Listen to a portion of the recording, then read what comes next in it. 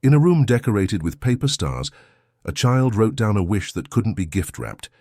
It was a simple wish, but a deep one. To be seen, to be heard, to be loved. And it was in that torn wish that an absent father finally woke up. If this story caught your interest, don't forget to subscribe to our channel and tell us what city you're watching from. Now, on with the story. December in New York has a particular smell.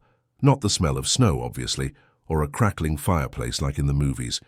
It's the smell of damp pavement, mixed with the steam rising from subway grates, of winter rain that comes without warning, flooding the gutters in minutes and then freezing over as if it never happened. It's the smell of a plastic pine tree stored all year in the school's supply closet with that layer of accumulated dust that no one ever really cleans. It's the smell of construction paper used to decorate the classrooms, of Elmer's glue drying on kids' fingers, of crayons melting near the radiator. It's the smell of hope wrapped in promises of winter break, of presents under decorated trees, of new beginnings the calendar promises but doesn't always deliver. But for some children, December is just another month where the adults pretend everything is okay, where smiles are expected even when there's no reason, where you're told to be grateful even when there's nothing to celebrate. That morning, Helen Costa Elementary was decorated just as it had been for the last 20 years.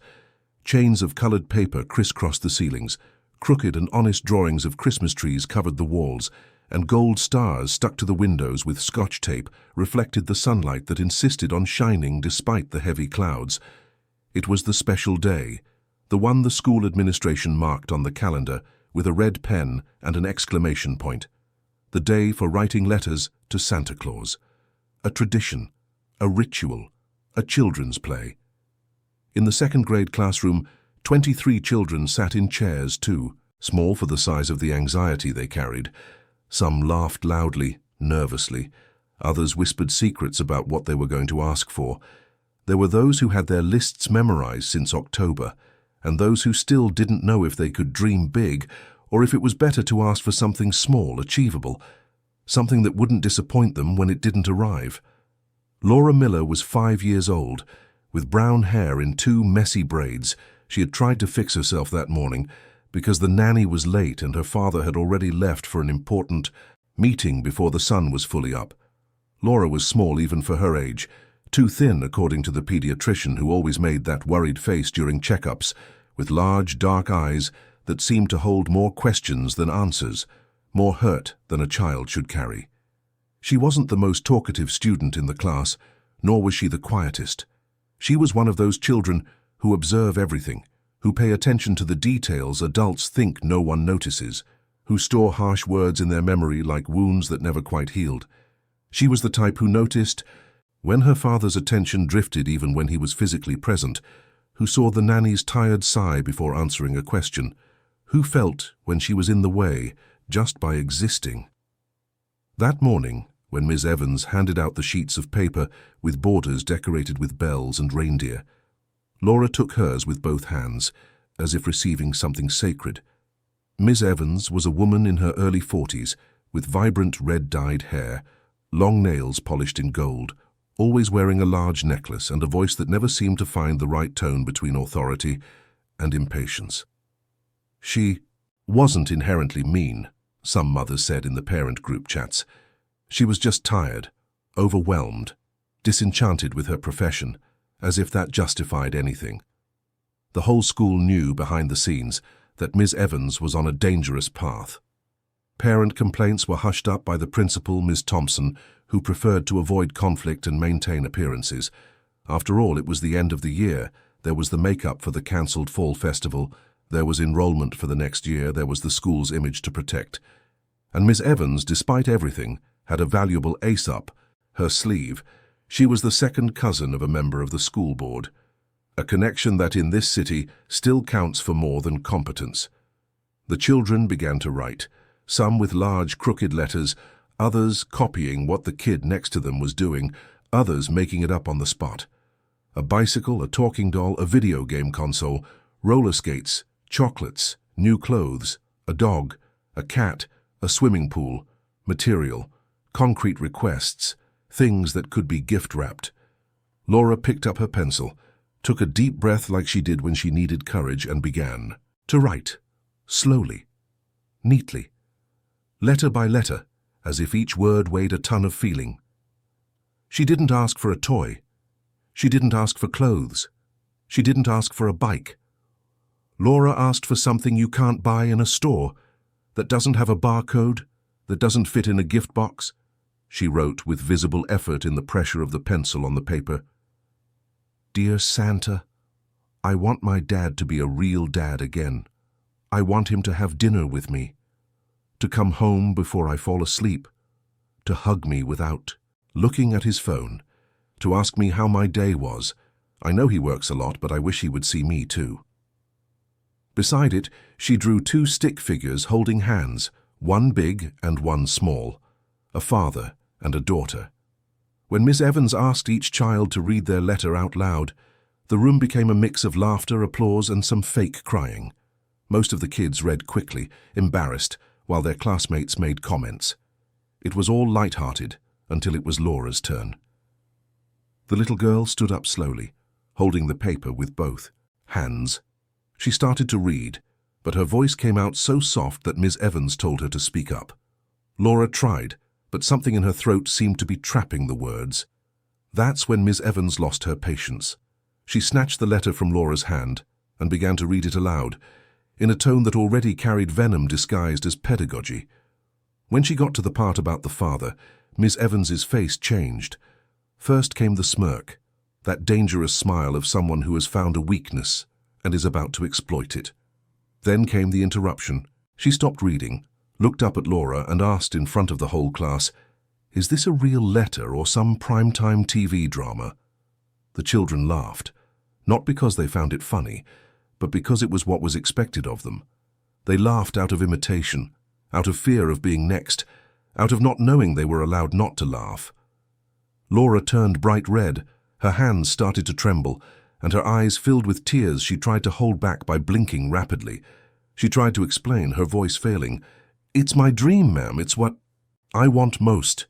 Ms. Evans didn't listen, or she heard and didn't care. She continued, her voice louder now, almost didactic, as if teaching an important lesson. "Children, in life, we can't go around asking for the impossible. We have to learn to ask for things that can actually happen. Your father works, Laura. He gives you a house, food, school. You should be grateful, not making up stories that he isn't a real dad." Laura tried to speak again, but no sound came out. And that's when Ms. Evans did the unthinkable. With a quick, almost theatrical motion, she tore the letter in half, then tore it again and again. The little pieces of paper fell onto Laura's desk like dirty snow, like a shattered dream, like an interrupted childhood. The teacher decreed, with a coldness that stuck to the walls, "No one is going to make any dreams come true here. Life isn't a fairy tale." And looking directly at Laura, without saying her name but hitting her soul dead on, "No one is going to make that happen. Not Santa Claus, not anyone." Laura didn't scream. She didn't answer back. She just sat there, too small for so much cruelty, trying to breathe as her chest rose and fell too quickly. The other children watched, frightened, unsure if they were allowed to feel pity or if they would be punished for it too. And in that moment, something that should have been light and magical turned heavy and real. Outside the classroom in the quiet school hallway, a man was standing. Richard Miller, 42, a well-known entrepreneur in New York, owner of a booming real estate development firm, always well-dressed, always with the posture of someone in control of everything. Richard was the kind of man who appeared in business magazines, who gave interviews about entrepreneurship, who was called a winner. But that morning he was no winner. He was just a father who, on some inexplicable impulse, decided to pick up his daughter early. He had an important meeting at 10 a.m. He had an international call scheduled. He had 1,000 things to deal with. But he woke up that day with a tightness in his chest he couldn't explain. A feeling that he was missing something important, that he was always chasing achievements while letting life slip through his fingers. So, impulsively, he cancelled his first meeting and decided to pick Laura up from school, even if it was just to have lunch together. A small gesture, almost insignificant, but one that would change everything. Richard was about to knock on the classroom door when he heard Miss Evans's voice. He stopped. He leaned closer to the crack in the door, and he heard everything. The humiliation, the mockery, the letter being torn. And he saw, through the small opening, the scene that would make his world crumble. Laura huddled in her chair, the pieces of paper scattered on her desk, her face red. With shame, the entire class learning that humiliation is normal when it comes from someone in power. The shock was physical. Richard had to lean against the wall to keep from stumbling. He, who never cried, who always maintained his composure, felt his eyes burn. On the outside, he was the unshakable businessman. On the inside, he was a father realizing, all at once, how many times he had failed, how many dinners he had missed, how many bedtime stories he had outsourced to the nanny, how many times Laura had tried to get his attention, and he had said, "Just a minute, sweetie, just one more meeting, just one more contract, just one more trip." And the worst part, the part that hurt more than anything, was realizing that Laura didn't seem surprised. She seemed used to it, as if she had heard many times before that her dreams were impossible, that her needs were an exaggeration, that she needed to ask for less and be more grateful.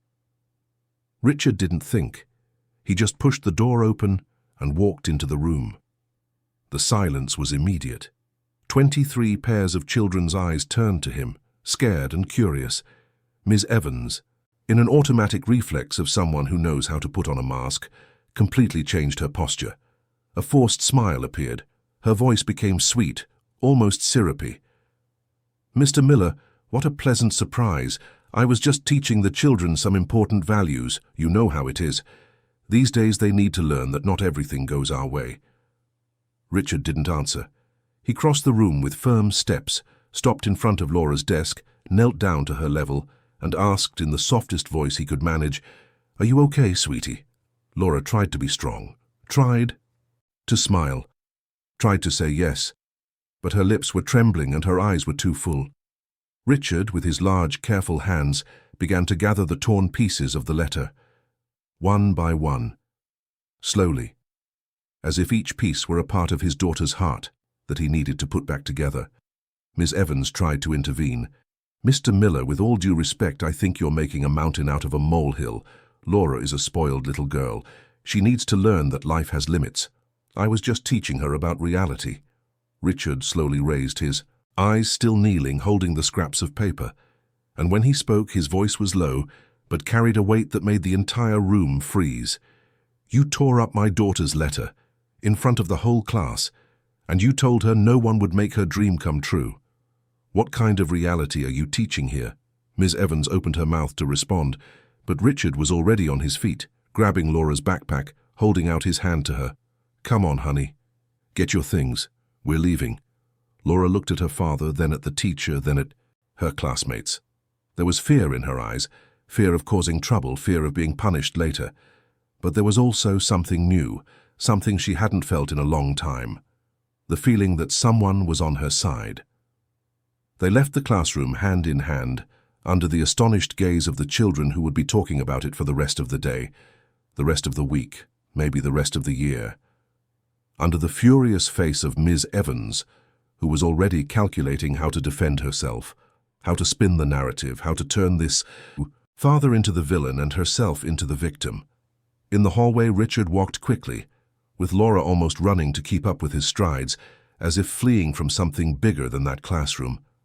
In the schoolyard, under the shade of an old oak tree that had witnessed school stories for decades, far from the curious eyes peering through the windows, far from the ears trying to catch what was happening, Laura broke down. She cried with a force that startled even herself, that startled the father who had never seen his daughter like this. She cried like someone who had been holding it in for months, maybe years, like someone who finally had permission to feel, to be fragile, to not be strong all the time. The tears came hot and fast, soaking her father's shirt, her small body trembling all over. And between sobs that cut through her words, while Richard held her for the first time in a long time without rushing, without a phone vibrating with urgent messages in his hand, without a meeting waiting, without an excuse to run off, she confessed everything. She told him what was written in the letter with a painful honesty, with words that came out choppy but true, with a clarity that only children have when someone finally truly listens. That she didn't want expensive toys, the kind her father always had someone buy when he felt guilty about another missed trip, another weekend working. She didn't want a trip to a resort with a pool and a buffet where he spent the whole time on his laptop while she played alone. She didn't want a new iPad, a state-of-the-art tablet, a phone with all the games, the things he thought compensated for his absence. She just wanted her dad to be a real dad, to have dinner with her, even if it was just mac and cheese, even if it was simple but together, talking, looking into each other's eyes, to ask how her day at school was, who she played with at recess, if she learned anything new, if she was happy or sad, to watch a movie together on the couch, even if it was a kid's cartoon he thought was silly, but to be there, present, laughing together, making silly comments, being a dad and not just a provider. To be present not just physically, like an expensive piece of furniture in the living room, but truly present, with his whole heart there, with all his attention on her, without thinking about contracts or meetings or financial targets. Richard was speechless, with a lump in his throat so tight it hurt to swallow. For the first time in his adult life, for the first time since he had decided that success was synonymous with money and status, all his motivational speeches as a successful entrepreneur, all his crucial meetings that couldn't be postponed, all his million-dollar contracts signed over expensive dinners with important people, it seemed small, empty, insignificant next to a torn letter and a 5-year-old daughter asking only for presents, for unhurried love, for a father who was just a father. He held Laura tightly, as if trying to make up for all the hugs he hadn't given, and whispered in her ear, "I'm going to fix this, I promise, not with words, not with gifts, with action." And it was there, under that oak tree in the yard of a public school in New York, that Richard Miller made the decision that would change everything. He wasn't going to let this go. He wasn't going to accept someone humiliating his daughter and getting away with it. He wasn't going to let Laura grow up thinking her feelings didn't matter. That same afternoon, after dropping Laura at home with the nanny and making sure she was okay, Richard went back to the school. He requested an immediate meeting with the principal, Miss Thompson, a woman in her 50s with short, greying hair, glasses perched on the tip of her nose, always with a folder under her arm, and a political smile on her face. Miss Thompson received Richard in her office, a small room that smelled of old paper and reheated coffee. "Mr. Miller, what a surprise. How can I help you?" Richard didn't waste time with pleasantries. He told her everything, the torn letter, the public humiliation, what Laura had asked for, and how Ms. Evans had treated it. Ms. Thompson listened with an increasingly serious face, but when Richard finished, she let out a tired sigh and began the speech he had expected. "I completely understand your concern, Mr. Miller, but I'm sure it was a misunderstanding. Ms. Evans is strict, yes, but she has many years of experience. Sometimes children misinterpret things." "A misunderstanding," Richard repeated, his voice controlled but dangerously low. "My daughter was humiliated in front of her entire class. Her letter was torn up, and you're telling me it was a misunderstanding." Ms. Thompson opened her mouth to reply, but at that moment something unexpected happened. There was a knock on the door. It was Walter, a man in his 50s, a recently hired maintenance worker, always quiet, always working behind the scenes. He entered shyly, holding his cap in his hands, apologizing for the interruption. "I know it's none of my business," he began, "but I think you need to hear something." And that's when the drama took its first major turn.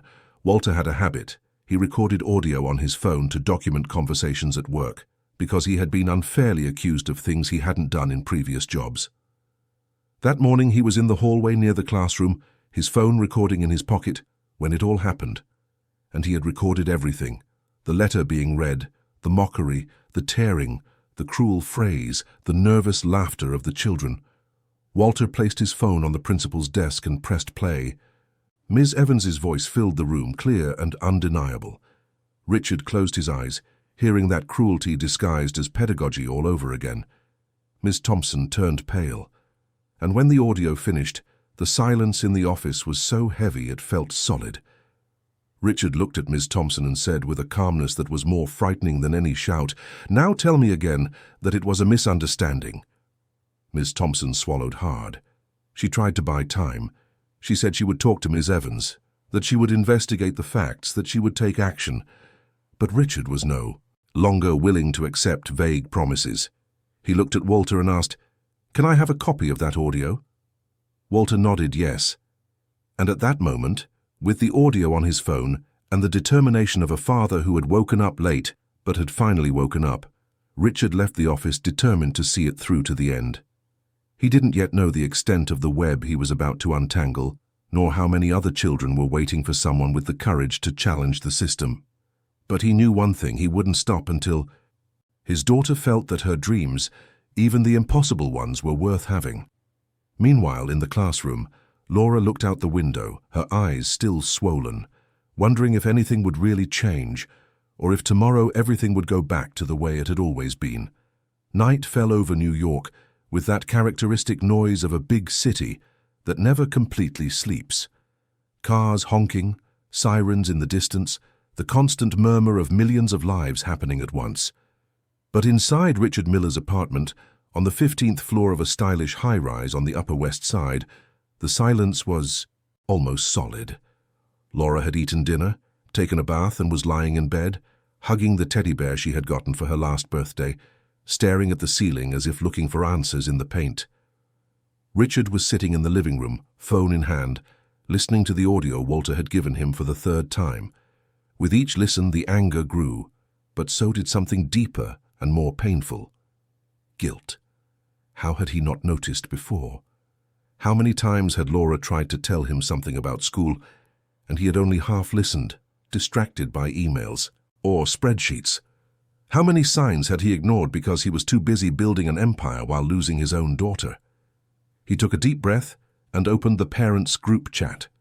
It was one of those groups he never actively participated in, where he just let the messages pile up. 93 unread messages. He scrolled up, looking for something, anything, that indicated other parents also had problems with Miss Evans, and he found it.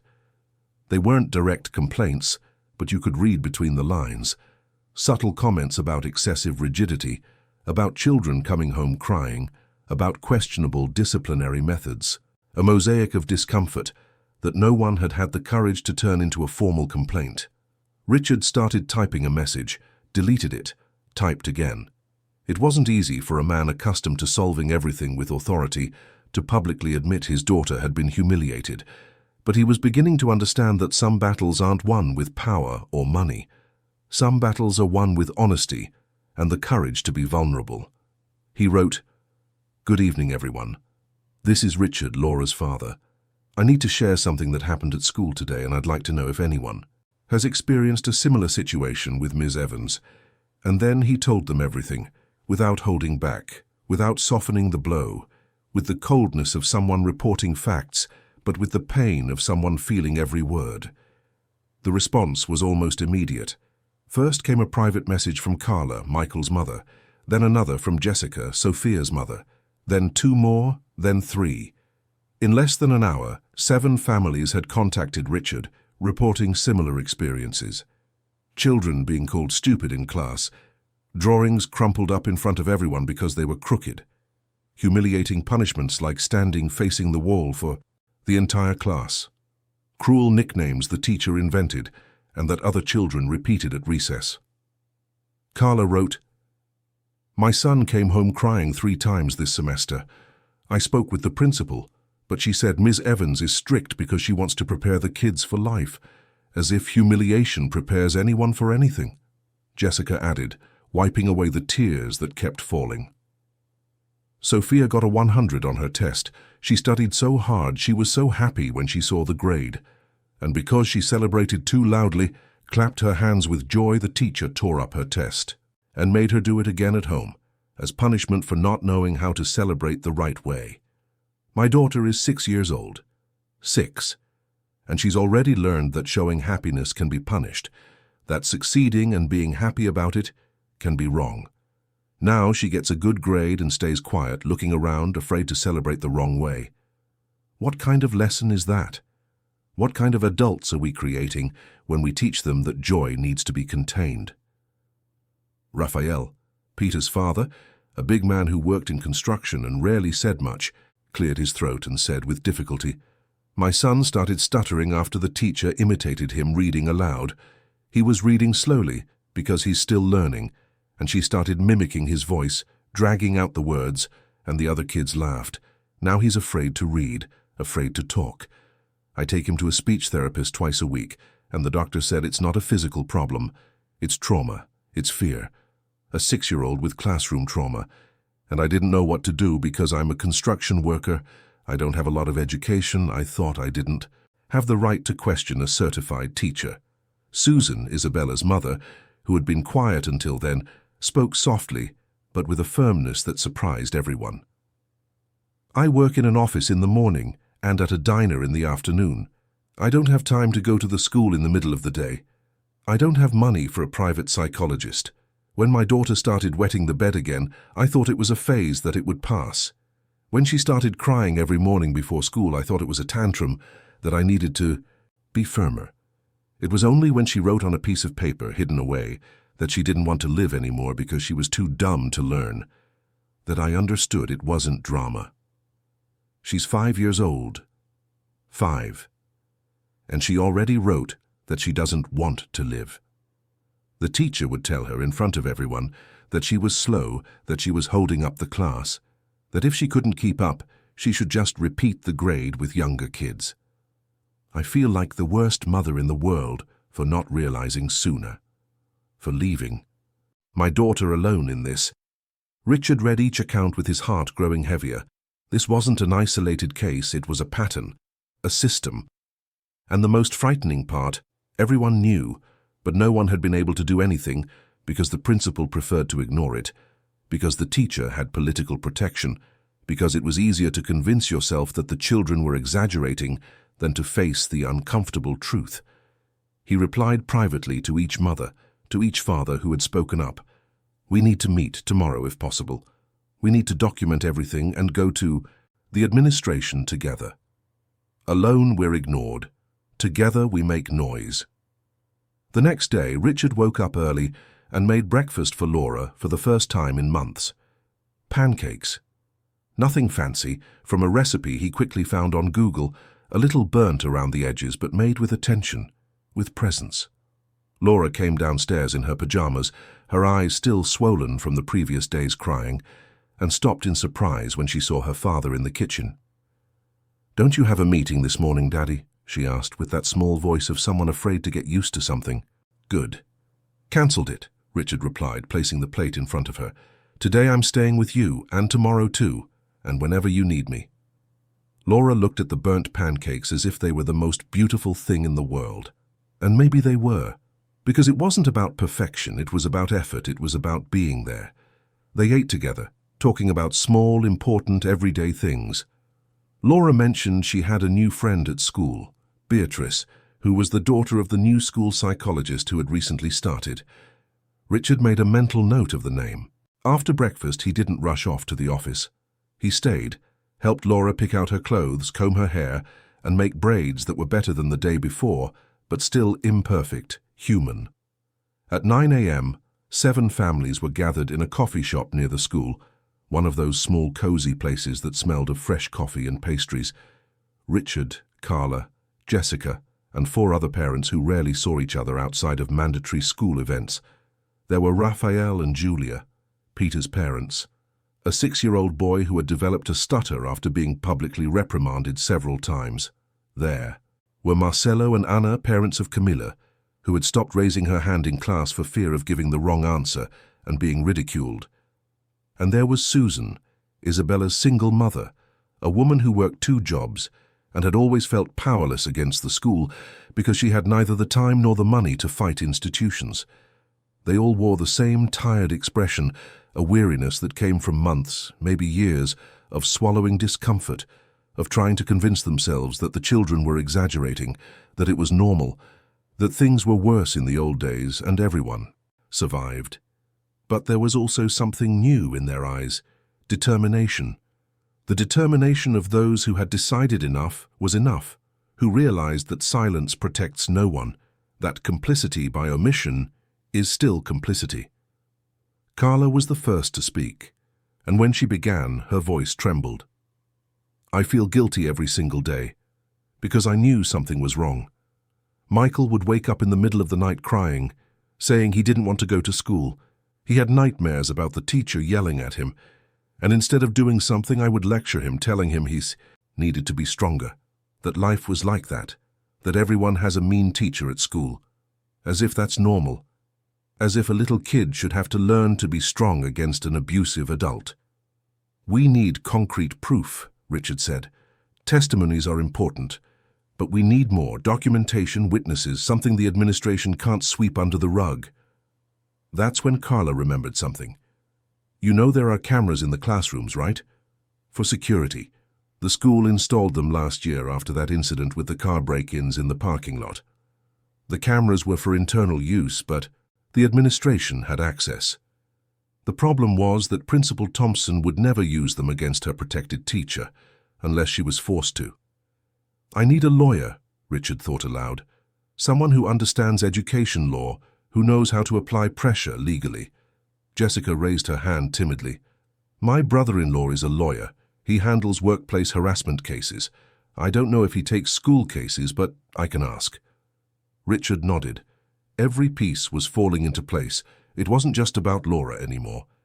It was about Michael, who was developing nervous tics, about Sophia, who was losing her hair from stress, about another boy, Kaio, who had started wetting the bed again, about all those childhoods being stolen by an adult who confused educating with terrorizing. While the parents were organizing, back at the school, Ms. Evans wasn't idle either. She knew she was in deep trouble.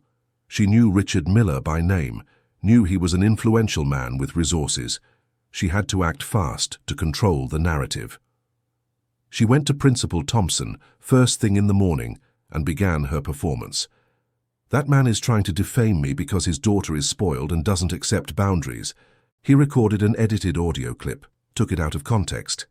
You know how I am with the children, Marcia. Strict but fair. He's using his influence to steamroll everyone. Ms. Thompson was in a bind. On one hand, she knew about the complaints against Ms. Evans.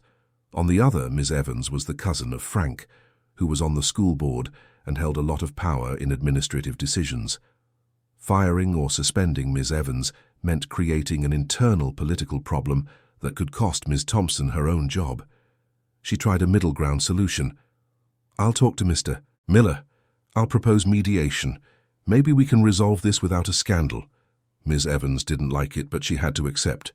Meanwhile, she started planting gossip in the school hallways, that Laura was a problem child, that her father was absent and was now trying to compensate for his guilt by attacking the school, that the whole thing was a drama to get attention. Poison spread in small but constant doses, the kind that sticks and spreads.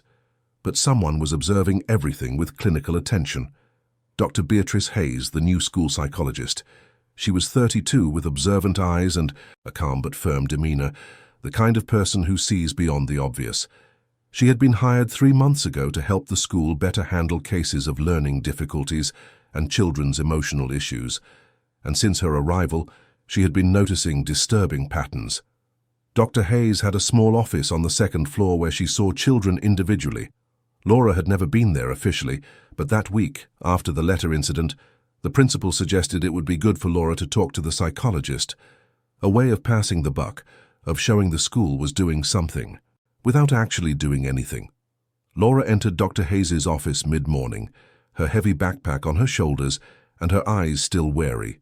Dr. Hayes smiled, but not in that exaggerated way adults use with children. She smiled genuinely, with respect. Hi, Laura, my name is Beatrice. You can call me Bea. You can sit wherever you feel most comfortable. The room was different. It had colorful cushions on the floor, a low bookshelf with children's books, and a small table with colored pencils and paper. It didn't feel like a punishment room, it felt like a safe place. Laura sat in, a purple armchair hugging her backpack like a shield. Are you going to yell at me too? She asked, straight to the point, with the raw honesty only a child possesses. Dr. Hayes sat on the floor at Laura's eye level, crossing her legs in a posture that was anything but formal or distant. No, I don't yell at anyone, I just talk, and only if the person wants to talk to me. If you don't want to, that's okay too. We can just sit here quietly, or you can draw, or play with the toys on that shelf. You decide." Laura remained silent, watching Dr. Hayes with the suspicious gaze of someone who has been deceived before, who has learned that adults say one thing and do another. Dr. Hayes waited, without rushing, without anxiety, without trying to fill the silence with empty words. She knew that a traumatized child needs time, space, and absolute certainty that they can trust, that they won't be judged, that they won't be punished for feeling what they feel. After a few minutes that felt like hours, Laura slowly let go of her backpack and picked up a colored pencil from the table.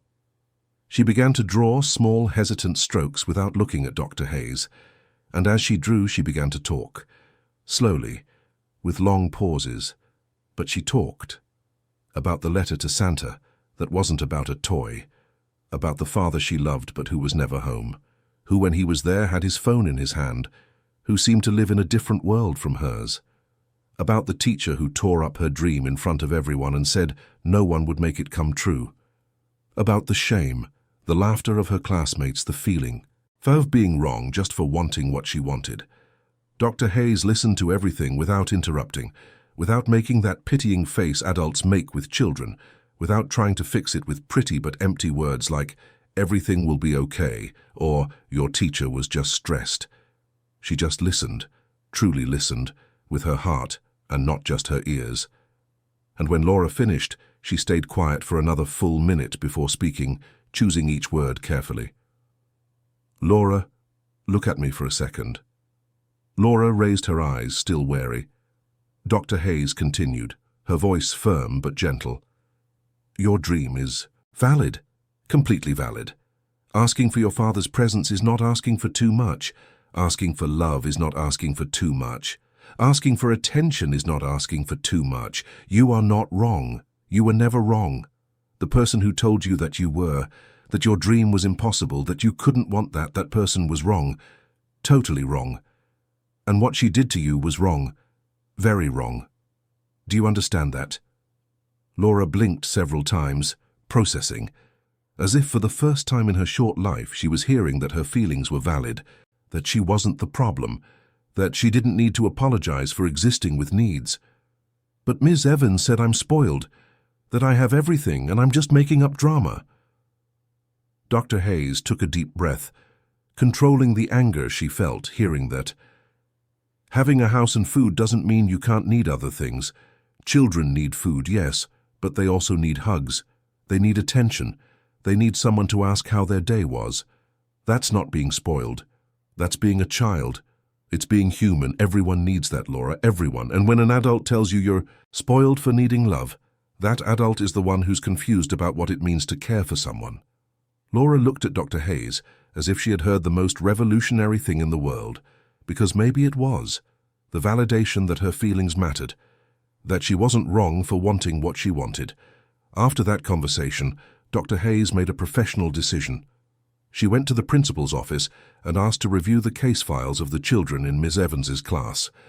As the school psychologist, she had access to that information.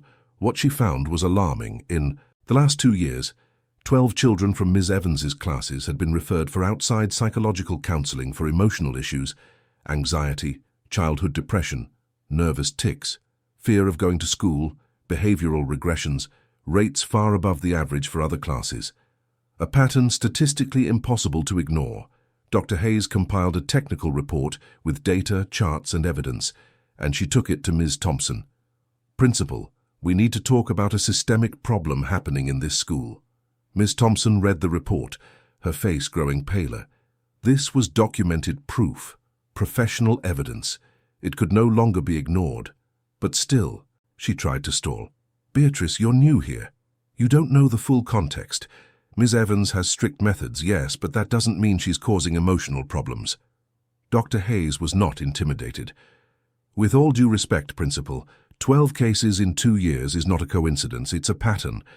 And a pattern indicates a cause. We need to investigate, if not out of conscience, then at least for the school's legal liability." Meanwhile, Richard was in his lawyer's office, who, after hearing the full story, said clearly, "You have a solid case. emotional distress in a school environment, negligence. By the administration, emotional damages. We can file a lawsuit against the school and against the teacher personally, but I have to warn you, it will be draining. It will expose your daughter. Are you sure you want this? Richard thought of Laura, of how she had already been exposed enough, of how she deserved peace, not more battles. But he also thought of Michael, of Sophia, of all the other children, and he realized that if he, with all the privilege he had, didn't face this, who would? I do, but I want to do it the right way. Want to? Protecting the children as much as possible. The lawyer nodded. Then we'll need all the evidence you can get. The audio is great, but I need more. Other testimonies, school records. If possible, access to the video footage. That's when Richard had an idea. What if we request an emergency PTA meeting, an official, documented one, where everyone can formally report what they've experienced? The lawyer smiled. Now you're thinking like a lawyer. By the end of the week, the school was forced to call an emergency meeting. The PTA, which was usually just a formality, suddenly gained power when 7 families united to demand a platform. Ms. Thompson tried to control the meeting, but she lost it when Carla started speaking, her voice trembling but firm about what her son was going through. Then Jessica. Then the others. A chorus of pain that could no longer be silenced. Ms. Evans was there, arms crossed, with the expression of someone being wronged, until Richard stood up and said, I have an audio recording, accidentally recorded, but it captures exactly what happened to my daughter. Does anyone want to hear it? The silence in the room was absolute. Ms. Thompson tried to intervene, but other mothers were already asking to hear it. And when the audio played loud and clear, Ms. Evans's voice saying that no one would make that child's dream come true, the atmosphere changed completely. If you were in Richard's place, would you have pushed the issue or tried to resolve it more discreetly? Tell us in the comments. It was at that moment that Dr. Hayes entered the room with her report. She handed a copy to every member present and said, with the technical authority of someone who knows what she's talking about, Ladies and gentlemen, this is no longer about isolated reports. This is documented evidence of a pattern of behavior detrimental to the emotional development of the children under this institution's care. The meeting ended without immediate conclusions, but with one certainty: nothing would ever be the same. Night fell again over New York, but this time in Richard Miller's home there was a different kind of light. Laura was having dinner with her father, laughing at a silly joke, and for the first time in a long time she seemed like a 5-year-old with no weight on her shoulders. It wasn't all resolved, yet, but it was a start. The following days were an emotional roller coaster, unlike anything that school had ever experienced. The emergency PTA meeting had opened a wound that was bleeding in every direction, exposing not just Ms. Evans's behavior, but an entire structure that preferred silence over justice, appearances over truth. New York kept spinning outside, with its millions of inhabitants chasing dreams and paying bills, but inside that public school, a quiet earthquake was underway. Ms. Evans didn't stay quiet after the meeting. She was too smart for that, too experienced in surviving systems that protect those with the right connections. The morning after the meeting, she sought out Frank, her second cousin on the school board, and painted a completely different picture of reality. She claimed she was being persecuted by a rich, influential father who wanted to control the school, that the other families were being manipulated, that the audio was edited and taken out of context, that today's children were spoiled and modern parents couldn't handle firm discipline. Frank listened with the expression of an important man accustomed to solving problems with phone calls and favors. He called Miss Thompson that same afternoon and made it clear that while he respected the process, a public scandal involving the school would be very inconvenient for everyone. It would be better to resolve it internally, with mediation, without a fuss, and that Miss Evans had years of service, had labor rights, and firing her without due process could lead to an even bigger legal problem. Miss Thompson got the message. She was trapped between the parents' pressure, the documented evidence Dr. Hayes had presented, and the internal political power protecting Ms. Evans. She tried a middle ground strategy. She called Richard for a private conversation and proposed that Ms. Evans take a temporary leave of absence, a discreet removal for health reasons, while the school conducted a quiet internal investigation. No scandal, no police, no lawsuit, just time for things to cool down. Richard listened to the proposal with his arms crossed, sitting in the same uncomfortable chair in the office that smelled of old paper, reheated coffee, and incomplete solutions. When Miss Thompson finished speaking, with the tone of someone who thinks they're being reasonable, finding the perfect compromise, he took a deep breath, mentally counting to 10 as he did in tense business meetings, and replied, with a calmness far more dangerous than any shout, "Principal Thompson, with all due respect to you and your position, you are proposing that I agree to sweep this under the rug, that I pretend everything is fine while this teacher takes a paid vacation, gets a convenient doctor's note, and comes back in a few months when everyone has forgotten, when the kids stop talking about it, when the parents go back to their busy lives. Is that exactly what you're asking me to do?" Miss Thompson felt her discomfort grow. She wasn't used to being confronted so directly, especially by parents who usually just nodded along, signed papers, and let the school do its job in peace. She tried to argue, adjusting her glasses in a nervous gesture she made when she was insecure. "Mr. Miller, it's not like that.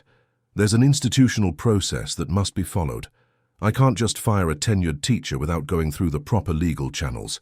There are labor rights involved, administrative procedures. I need to form an ethics committee, collect formal testimonies, give her the right to a defense. This takes time. And in the meantime, to protect the children and the teacher herself, I thought a temporary leave would be prudent. It's what's best for everyone right now." Richard shook his head with a joyless smile, the bitter smile of someone watching a rigged game play out before his eyes. "No, it's not what's best for everyone. It's what's best for the school, for its public image, to avoid a scandal. But it's not what's best for the children, because do you know what the children will learn from this? They'll learn that powerful adults can do wrong and get away with it. They'll learn that when you have the right connections, you don't face real consequences. They'll learn that speaking up is pointless because in the end, there's always a way to protect those who shouldn't be protected. And you know the worst part, Principal? I almost accepted it. I almost said, yes, let's do that, let's avoid the scandal. Because I'm part of this system too, this world where we prefer appearances over truth, where we prefer a rotten peace over a necessary conflict. But I'm not going to do it. Not this time, because this isn't just about my daughter. It's about 12 children in 2 years, referred for psychological treatment, for emotional issues related to the school environment. It's a pattern documented by a qualified professional, with data, with evidence, with history. And if the school doesn't take serious, real, transparent action, I will take this to the district attorney, to the Department of Education, to the State Board of Education, to the Ombudsman, and to the press if necessary. Not for personal revenge, not out of ego, but because other children deserve to go to school without being afraid to walk into their classroom. They deserve to be children without carrying the trauma of elementary school for the rest of their lives. The conversation ended without an agreement. Richard left that office knowing he had declared war, but also knowing there was no turning back. That night, he spoke with his lawyer, who confirmed lawsuits against educational institutions for emotional damages to minors were complex, lengthy, and draining. But they were possible. And when there was evidence like this, they were also usually successful. Meanwhile, in the shadows, Miss Evans wasn't just defending herself, she was attacking. She started talking to other staff members, planting doubts, creating an alternative narrative. She said Richard was an absent father trying to compensate for his guilt, that Carla was an overprotective mother who spoiled her son, that the children were being encouraged by their parents to lie about what happened in the classroom. Poison distilled in homeopathic doses, the kind that doesn't kill but slowly poisons. And it worked on some people. Some began to doubt. Was everyone overreacting? Wasn't it just a more traditional teacher dealing with a more sensitive generation? Weren't the parents just projecting their own frustrations onto the school? Doubt is a powerful tool when you want to avoid action, when you want to maintain the status quo. But there was someone who wasn't buying this alternative narrative. Walter, the maintenance worker, who had recorded the audio. He was invisible in the school's hierarchy, just another middle-aged man who cleaned hallways and fixed what was broken. But he had an advantage no one considered. He was everywhere. He overheard conversations in hallways, saw things that happened behind the scenes, knew the secrets hidden behind closed doors. And he saw Miss Evans talking to Frank in the parking lot, saw how she manipulated the narrative, and he also saw something no one else had. He had access to the security camera footage, not officially, of course, but because he was the one who sometimes helped the IT guy when the system crashed, and he knew where the password was written on a sticky note under the keyboard of the administration's computer. One night, when the school was empty and silent, Walter returned. He let himself in with his own key, went to the administration office, turned on the computer, and started searching. The cameras recorded and automatically deleted footage after 30 days, but the letter incident had happened less than 3 weeks ago. It should still be there. And it was. Walter watched, his heart aching as the whole scene played out again. Laura being called up to read the letter. Ms. Evans taking the paper and reading it with that mocking tone. The interruption, the public humiliation. The pieces of paper falling, all recorded in black and white, silent but crystal clear. He copied the file to a flash drive, cleared the access history, and left the school before dawn. The next morning, he found Richard at the school gate and handed him the flash drive without saying much, just, "You're going to need this?" And before Richard could ask any questions, Walter had already returned to his duties as invisible as ever. Richard watched the video in his car, parked right there in front of the school, and had to fight the urge to go back inside and cause a scene. The image was worse than the audio. Seeing his daughter shrink in her chair, seeing the faces of the other children laughing out of fear, seeing Ms. Evans with that posture of someone teaching an important lesson. It was infuriating, but it was also irrefutable. He took the video to his lawyer, who nearly jumped out of his chair when he saw it. This changes everything. With this, there's no defense, there's no way to claim misinterpretation or lack of context. It's all there, visual and clear. We can now proceed not only with a lawsuit for emotional damages, but also notify the State Board of Education. This is material proof of institutional negligence.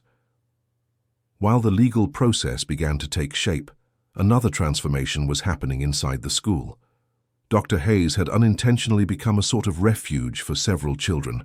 Her office was always full, with boys and girls who came to talk, draw, or just sit in silence. She realized that many of these children had never had an adult who listened to them without judging, correcting, or trying to mold them to external expectations. One day, Laura returned to Dr. Hayes's office, but this time she brought a friend, Sophia, the girl whose test had been torn up. The two sat together on a large cushion, and Sophia told her story, this time not to her parents, but to someone she felt truly understood. "I studied so hard for that test," Sophia began, her voice thin but steady. "My mom helped me. We stayed up late reviewing. And when I saw I got a 100, I was so happy. It was the first time I ever got a perfect score, and I just wanted to celebrate, you know? I just wanted to be happy.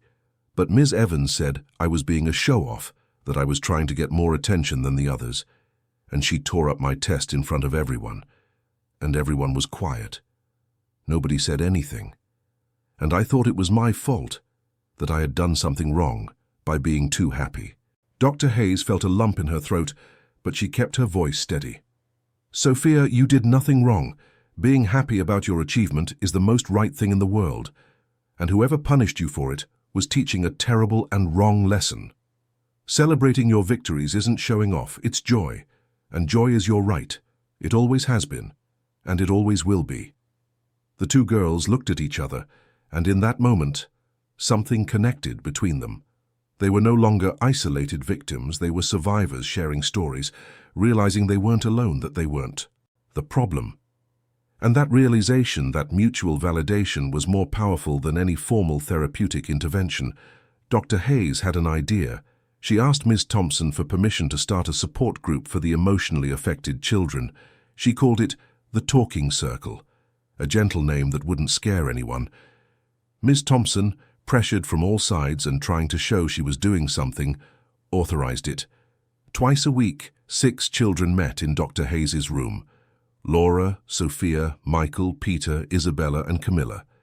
They sat in a circle on colourful cushions, and Dr. Hayes always started with the same question. Does anyone want to share something they felt this week? At first there was a heavy silence, the silence of those used to not being heard, who had learned that speaking up could be dangerous, that expressing feelings could be used against them. The children looked at the floor, at their own hands, anywhere but at Dr. Hayes's eyes or each other's. But Dr. Hayes was patient. She knew that trust isn't demanded, it's built. Brick by brick, word by word, respected silence by respected silence.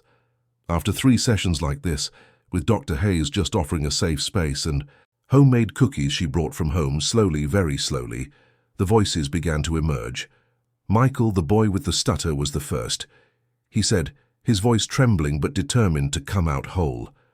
I read a whole book this week, without getting stuck, without stuttering. It was a small book about dinosaurs, but I read the whole thing without stopping, and nobody laughed at me because I was alone in my room. But I did it. Dr. Hayes smiled, a genuine smile that reached her eyes. Michael, that's incredible. Do you know how huge that is? You faced a massive fear, and you won. That's real courage. The other children clapped, shyly at first, then more firmly. And Michael, for the first time in months, smiled too. A small, slightly embarrassed but genuine smile. Peter said he had raised his hand in math class for the first time in months, despite being terrified, and that the substitute teacher had praised his answer. Isabella confessed that she still had nightmares about school, that she would wake up in the middle of the night with her heart racing, thinking she had forgotten an important assignment or done something wrong, but that she was trying to remember it wasn't her fault, that she wasn't the problem, just like Dr. Hayes had said.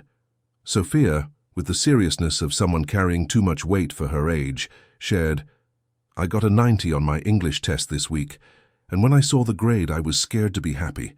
I kept looking around to see if anyone would get mad at me for doing well, but then I remembered what Dr. B said, that being happy about my achievements isn't wrong, so I let a tiny little smile come out, just a little one just for me, and nothing bad happened. Nobody tore up my test, nobody called me a show-off, I just felt happy. For a few minutes, I let the happiness stay. Dr. Hayes had to swallow the lump in her throat to keep from crying in front of the children, because that small victory of a 6-year-old girl who was relearning to allow herself to feel happiness for her own accomplishments was both beautiful and devastating. Beautiful because she was healing, devastating because she should never have been broken in the first place, and each story was met with genuine warmth, with soft, sincere applause, with a validation that went far beyond words, with that full presence that says, you matter, your feelings matter, your story matters, you deserve to be heard and respected. It was beautiful to see, but also deeply sad. Because these children, so small, so young, were having to relearn absolutely basic things they should never, under any circumstances, have unlearned. That making mistakes is part of learning. That no one is born knowing everything. That asking questions isn't a sign of stupidity but of healthy curiosity. That showing happiness when something good happens isn't showing off but a normal human response. That feeling fear is valid and doesn't mean you're weak, just that you're human, vulnerable, real. Meanwhile, Richard was keeping the promise he had made to Laura under the oak tree. He had completely reorganized his schedule. Meetings that were once sacred were rescheduled. Trips were cancelled or shortened. He started leaving the office at 5 p.m., something he hadn't done in years, to pick Laura up from school. They had dinner together every night, no phones at the table, talking about their day, about dreams, about fears, about everything and nothing. Laura was different. Not that everything was magically fixed, but she was lighter. She laughed more, she talked more. And one night, as Richard was tucking her into bed, she said something that made him realize he was on the right path. Dad, thank you for being here. Really here. Not just in the room, but here with me. For real. Richard hugged his daughter tightly, feeling an emotion he no longer knew he was capable of feeling. And he understood that he was regaining not only his daughter's trust, but also a part of himself he had lost along the way in that mad rush for a success that had forgotten to ask what success really meant. The situation at the school, however, was far from resolved. Ms. Evans was still teaching, despite the growing pressure, because legally there was no formal reason yet to remove her without a full disciplinary process. And this was leaving the children even more confused. They saw their parents upset, they heard conversations in the hallways, they felt the tension in the air, but they still had to sit in her class and pretend everything was normal. It was during one of these tense classes that the unexpected happened. Michael, the boy who had developed a stutter, was trying to answer a math question. He was nervous, his voice trembled, and in the middle of his answer, he stumbled over his words. Miss Evans, perhaps tired of all the pressure, perhaps feeling she was losing control, or perhaps just being who she had always been, made a sharp comment. "If you can't speak properly, it's better to stay quiet and let someone who knows the answer speak." The room fell silent, but this time something different happened. Laura, the small, quiet girl who had always been afraid of causing trouble, raised her hand and said, her voice trembling but clear, "Teacher, that's not right. Michael is trying. And trying is what we're supposed to do. You always say that." The shock was visible on Miss Evans's face. A 5-year-old was confronting her, in front of the whole class. She opened her mouth to respond, probably with something harsh and reprimanding, but another child raised a hand, then another, and another.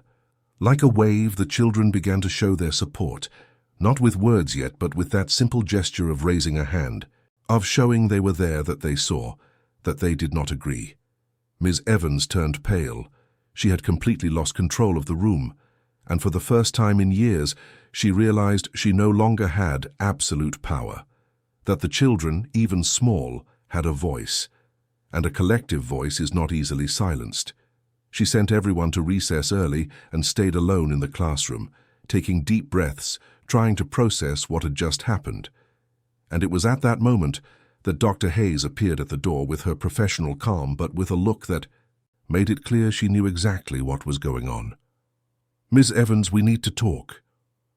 And for the first time since it all began, Miss Evans realized the game had changed, that there was no way to spin the narrative when the truth was screaming from all sides, that she was no longer the unshakable authority, but just a woman finally being held accountable for her own actions. The conversation between Dr. Hayes and Miss Evans took place in an empty room, far from curious ears, but not far enough for the tension to not seep through the walls. Dr. Hayes came in with her updated report, with new data she had collected during the talking circle sessions, and laid it all on the table between them like someone laying down their cards in a game that no longer allows for bluffing.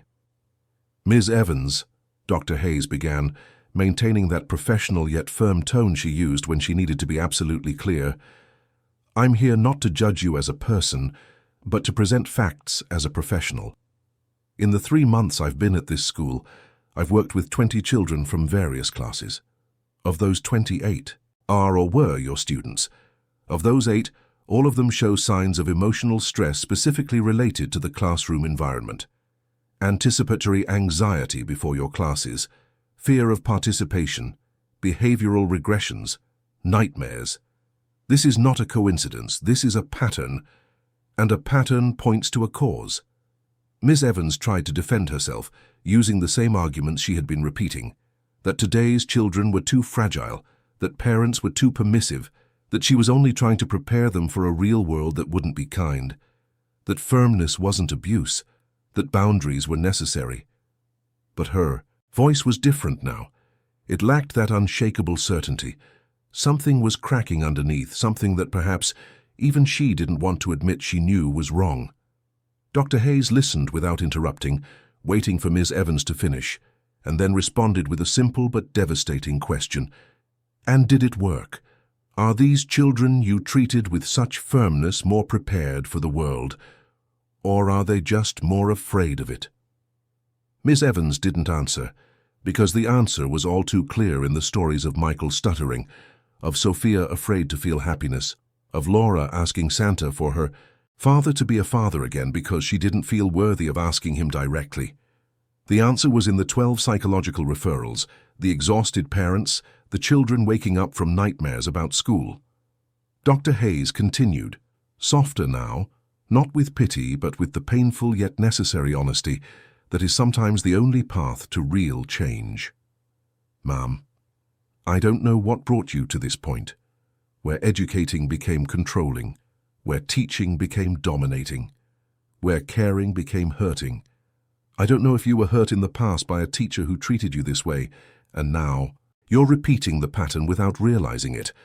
I don't know if you're tired of the profession after so many years, if you've lost the magic you once had, if the education system has crushed your hope and your calling. I don't know if you have serious personal problems that are spilling over into your work, if something in your private life is making you so frustrated that it comes out on children who can't defend themselves. I don't know these things because I don't know you deeply. But I know one thing with absolute certainty. This needs to stop, immediately, because every child who passes through your classroom isn't a blank slate waiting to be molded with harshness, not a little soldier being trained for war. They are small, extremely vulnerable people in the first years of forming their personalities, their self-esteem, their worldview.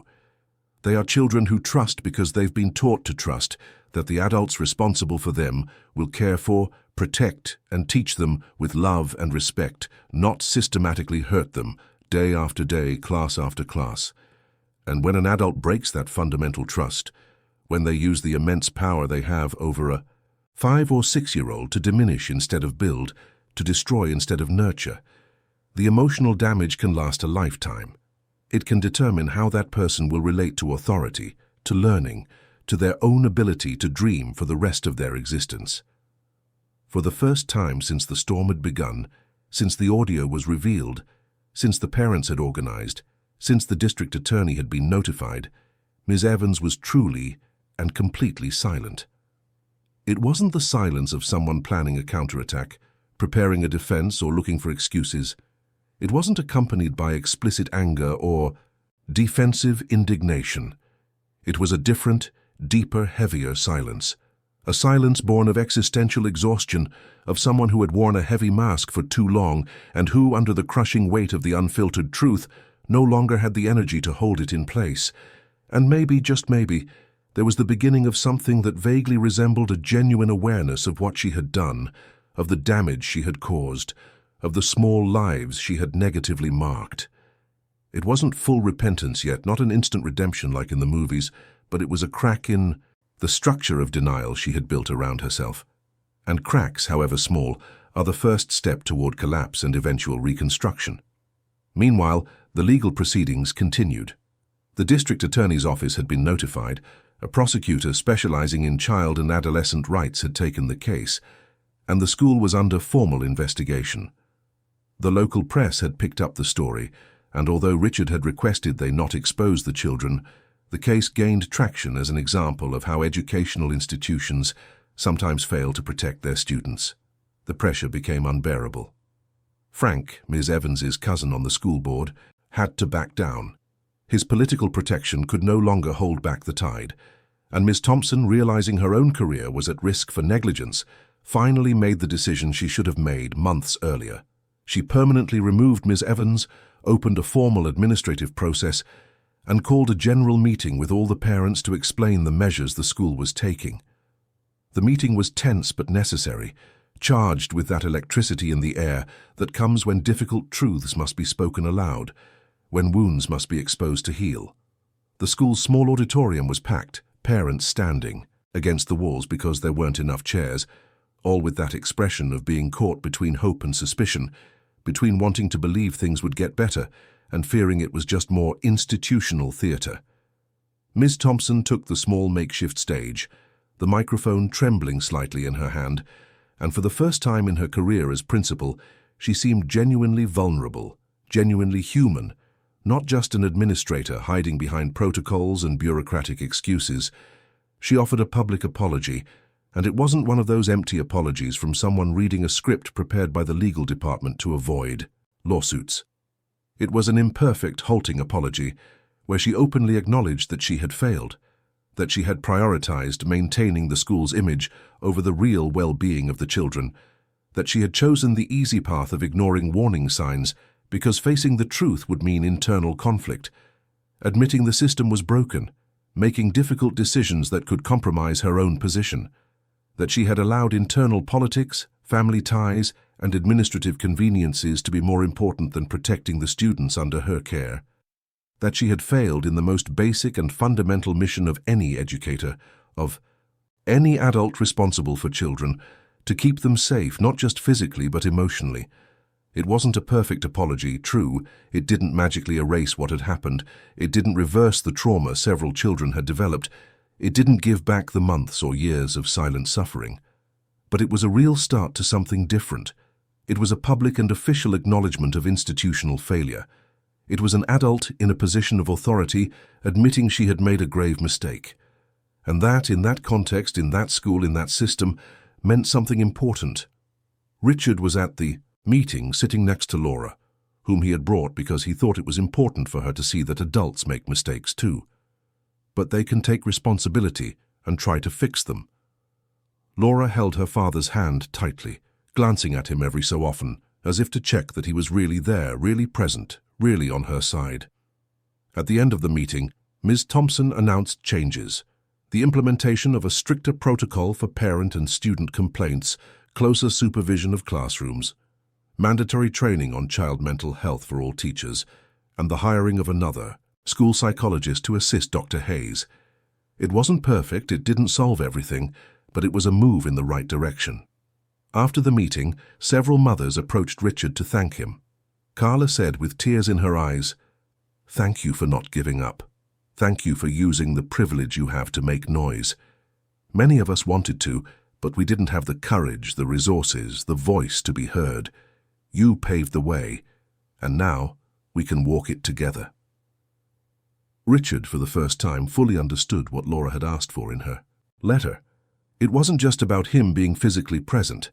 It was about using his presence, his power, his voice, to make a real difference in the lives of the people he loved, and even those he didn't know. It was about the responsibility that comes with privilege. That night at home, in the apartment that was once just a place where Richard slept for a few hours between commitments but was now becoming a real home, he made Laura's favorite dinner: pasta with a simple tomato sauce. Nothing from a Michelin-starred chef or with expensive imported ingredients. Just rotini, fresh, chopped tomatoes, garlic sautéed in olive oil, basil they had planted together in a pot on the balcony, salt, and freshly ground black pepper. Nothing fancy, nothing Instagram-worthy, but made with full attention, with concentrated love, with hands that once only signed contracts and shook hands in business meetings, now carefully chopping tomatoes, slowly stirring the pot, tasting and adjusting the seasoning, doing the everyday, seemingly insignificant things that build real intimacy. They ate together at the kitchen table, not in the formal giant dining room they rarely used because it was too big, too cold, too full of expensive, decorative objects empty of memories. In the kitchen, with simple plates, paper napkins, and glasses of juice, they talked about things both small and large. Laura told him about art class, where she had drawn a happy family, and the new teacher had praised her vibrant colors. She told him about the talking circle, and how good it felt to talk about her feelings without fear of being judged or punished, about how the other children had stories similar to hers, about how discovering she wasn't alone had been liberating, about how learning her feelings were valid had changed something fundamental inside her. And then, between bites of pasta, with a little sauce dripping from the corner of her mouth, she said something Richard would cherish, etched in bronze in his heart for the rest of his life. "Dad, you know that letter I wrote to Santa last year, the one the teacher tore up? I think he got it anyway, not the way I expected when I wrote it, not with cartoon magic and a sleigh pulled by flying reindeer, but he got it somehow. Because you're here now. You came back, not just physically, but you really came back with your whole heart." Richard had to get up and hug his daughter for a long time because the words were stuck in his throat and only the hug could say what he felt. And in that hug, he realized he had recovered not only his relationship with his daughter, but also a part of himself he had forgotten existed. The part that knew success isn't measured in money or status, but in how much love you can give and receive, in how many lives you can positively touch, in how much true presence you can offer. A few. Weeks later, December came again. A whole year had passed since the torn letter. The school was different. Ms. Evans was no longer there. She had taken a permanent leave and, according to rumors, was undergoing psychological treatment herself, dealing with her own wounds that she had projected onto the children. A new teacher had taken over the class, a young, energetic woman who believed teaching was about inspiring, not controlling. The school organized an end-of-year party, and this time they did things differently. Instead of just asking the children to write letters to Santa with material requests, they asked them to write letters of gratitude to someone who had made a difference in their lives, who had been present, who had helped in some way. Laura wrote her letter in the classroom, neatly, drawing flowers on the borders. And when the teacher asked if anyone wanted to share, Laura raised her hand without fear. She read aloud, her voice that once trembled, now steady. "Dear Dad, thank you for coming back. Thank you for having dinner with me every day. Thank you for picking me up from school. Thank you for asking how my day was. Thank you for really listening to me. You were always my father, but now you're being my daddy, and that's the best gift I could ever get." The class applauded. The teacher had tears in her eyes, and Richard, who had been invited to the party and was sitting in the back of the room with the other parents, felt his heart swell in a good way.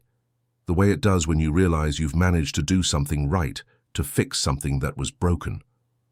After the presentation, the children had a surprise. They had rehearsed a short play about the importance of having adults who listen, who validate, who care. It was simple, a little crooked in the way kids do things, but it was beautiful in its sincerity. Michael had one of the main roles and managed to say all his lines without stuttering. Sophia smiled openly, without fear of showing her happiness.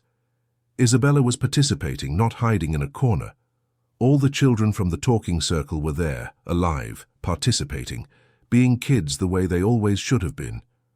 At the end of the party, Richard spent some time talking with the other parents. They had created a support group that met monthly to talk about the challenges of parenting, to share experiences, to help each other. They were no longer just isolated parents dealing with problems alone. They were a community. Dr. Hayes was also at the party, observing everything with the smile of someone who knows her work is making a difference. Richard approached her and thanked her. "You saved my daughter. You saved a lot of kids. I don't know how to thank you." Dr. Hayes shook her head. "I didn't save anyone, I just gave them the space to save themselves, and you did. The most important part, you used your voice when you could have stayed silent. That's what makes a real difference." When the party ended and the school began to empty, Richard and Laura walked to the car together, hand in hand. The sun was setting over New York, painting the sky orange and pink, and there was a sense of new beginnings in the air, of one cycle closing and another opening. In the car, Laura asked, "Dad, next year I'm going to write another letter to Santa, but this time it'll be different. What are you going to write?" Richard asked, curious.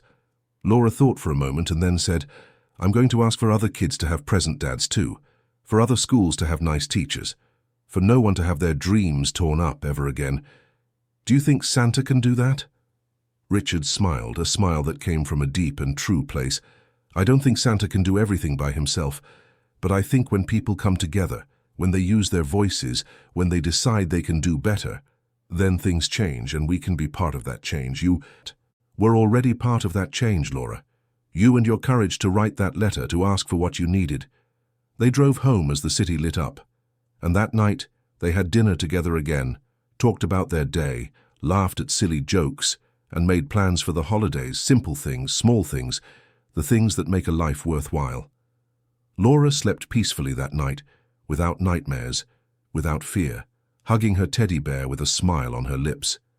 And Richard watched her sleep for a while, thinking about how he had almost lost this, how he had almost let the years pass without being truly present, how a torn letter and the courage of a little girl had changed everything. He took out the pieces of that original letter he had kept in a drawer, the pieces he had gathered from the classroom floor on that day that felt like an eternity ago. He had tried to tape them back together, and though it was patched up, covered in tape marks, you could still read it. He put it away again, but now not as a memory of pain, but as a reminder of transformation. A reminder that sometimes things have to break for us to realize how important they are, that it's never too late to fix what's wrong, to apologize, to change direction, to be present. And as New York slept outside, with its millions of stories happening simultaneously, inside that apartment there was peace. A hard-won peace built brick by brick, conversation by conversation, dinner by dinner, presence by presence. A peace that came from knowing that despite all the mistakes, despite all the failures, there was still time to do things differently. There was still time to be the father, the mother, the adult, the person the children needed. There was still time to turn wishes in letters into a lived reality. Dear listeners, we hope the story of Laura and Richard has touched your hearts deeply. If you were moved by this journey of transformation and presence, if you felt something following this family as they learned what truly matters, please click the like button, subscribe to the channel, and tell us in the comments what part of this narrative resonated with you the most. Was it Laura's courage in writing that letter? Was it Richard's transformation from an absent executive to a present father? Or was it the strength of the other children finding their voices together? Every day we bring you intense and emotional stories like this one, stories that reveal the deepest and truest side of the human soul, that make us reflect on our own lives and choices. We'll see you in the next episode with a new story that will stir your emotions and make you think about what really matters in life.